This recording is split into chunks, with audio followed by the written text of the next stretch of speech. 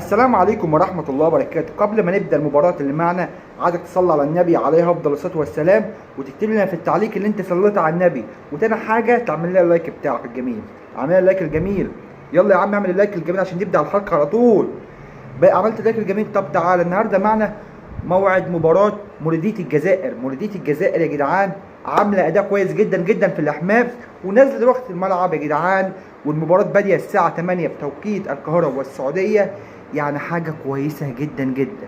طبعا هي هتلعب بين ترجي المستغيث الساعة 8، يعتبر هي بدأت خلاص المباراة قدامنا اهي يا جدعان. وطبعا منقول على قناة الجزائر، كله تقدر تشاهد القناة دي في أي حتة في الجزائر أو خارج الجزائر، في فرنسا، في أي حتة. القناة دي منقول على النايل، أي قمر نايل سات ينقل لك مباراة قناة الجزائر على طول. بس كده بس كده.